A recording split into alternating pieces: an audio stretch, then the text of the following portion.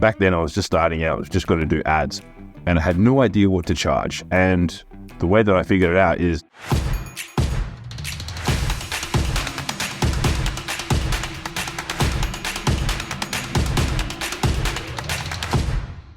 ladies and gentlemen, welcome to the Kim Barrett Show. I am your host, Kim Barrett.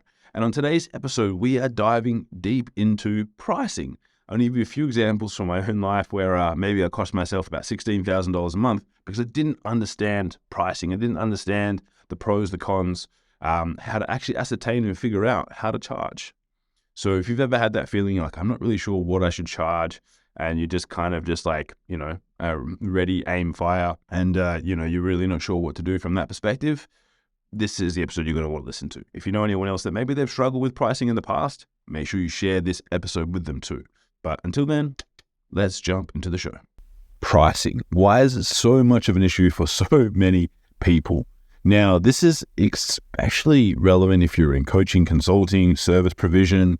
What a lot of people don't realize is that when you don't have a physical product, you don't have a shaker bottle that, has a $1.50 cost and you can sell it for $5, it can be very, very hard for people to actually understand how to price their services, especially when they come out and start doing things for the first time. Now, I know that for me, when I very first started, I'll share with you guys a little story about my first mentor and issue I had with pricing around it. So for me, when I very first started, we run Facebook ads for people. We help and coach and consult them now. But, back then I was just starting out. I was just going to do ads and I had no idea what to charge. And the way that I figured it out is a way that a lot of people do is I just looked at what other people were doing. I was like, other people seem to charge $4,000. So I'm going to charge this person $4,000. I know that I could do a good job. I know that I could run ads. I know that I could do everything that was needed from that perspective. But I was a little bit nervous. So I was like, look, I'll charge you $2,000 now, and I'll charge you $2,000 at the end of the month. And they seemed to take that up, and that was okay. And I remember I was telling my first mentor, I was like, yes, got my first client, $4,000 a month, pretty epic, right? And he's like, who is it? And I said the client's name, and he's like, they used to work with us. How much are you charging them? And I said, $4,000 a month. Pretty good, right? And he's like, we used to charge them $20,000 a month. So there's no wonder that they came to you and were very happy paying $4,000. Now, to me, that was a big glass shattering moment because I was like, $20,000? Like, how is it possible for you to be able to charge them $20,000? Well, when you look at the value that you provide and the outcome that they're going to achieve, on average, that client from the investment with us and with ads was making anywhere from $200,000 to $250,000 just from the ad campaigns that we were running. So is it justifiable, do you think, if you position something to someone and said, hey, it's going to cost you $20,000, however, the return will be tenfold and you'll be making $200,000 to $250,000, should be a no-brainer, right? But most of the time, we don't actually sit down and figure out like what is the outcome that we're helping clients achieve, which is really like outcome-based pricing. A lot of times what people do is, such and such said they charge this much, so I have to charge this much. Or I heard that such and such is doing this, so I'm going to do that. Rather than figuring out, well, hang on, if I'm providing value and I know that I'm going to do a good job and I know that I can achieve this over here, why can't I charge that amount of money? Why can't I share with them, this is what I believe that they should be doing? And this is how much I think it's going to cost. So for most people, what I find is that they only look at very bare minimal inputs. They don't look at the outputs that they're helping them create, especially if you have what you would call an ROI-based offer, something that's going to help them make money, do better in their business for something like that. From that perspective, obviously slightly different for health and fitness and all those things, but they're all still justifiable. It should be an end output that you're looking at to reassess what the inputs are. Now, the next component that you also need to take into consideration, as I said, because that's one way that you can look at how you price is like, what is the outcome that you help them achieve? But a lot of times you have to also look at what is the amount of hours that you're going to be putting in, right? Because especially if you're doing service provision, maybe it might be health and fitness, whatever it might be, like it may take a lot of your time. And if you're, in the early stages, you might not know exactly how much it's going to take. If you've been around for a little while, you might know how many hours you need to put in, time, energy, and effort. But a lot of people don't take into consideration those inputs. And as well, what did it take you to be able to learn how to do that? I remember there's a famous story of, I believe it's Nikola Tesla and Henry Ford. So Henry Ford called up Nikola Tesla's like, our production line is not working. We can't figure out how to make it work. It's costing us, the delays are infinite. It's just stupid. We need to get this figured out.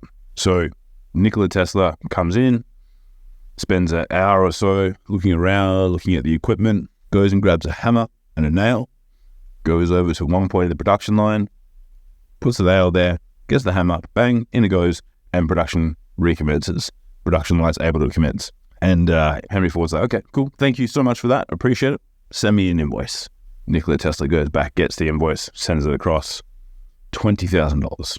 And then Henry Ford's confused. He's like, $20,000?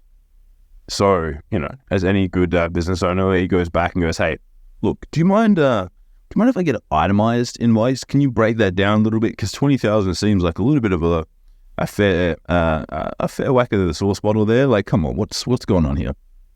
So Nikola Tesla's like, sure, not a problem. Invoice, line by line. Hammer and nail, $1. Knowing where to put the nail, $19,999.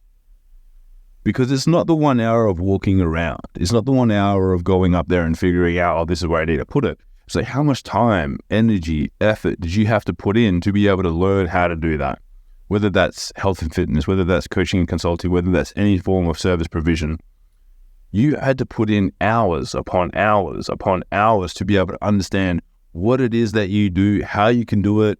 Like, I know for me, like, you could blindfold me, and give me an ad account, and I'll ask you a few numbers and read it out to me, and I could probably tell you what's going on.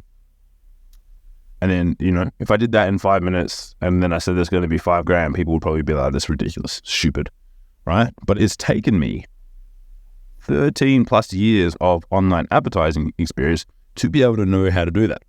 To be able to go, cool, I'm pretty sure that if I get these numbers, I'll be able to do that. Like, I'll have confidence in that.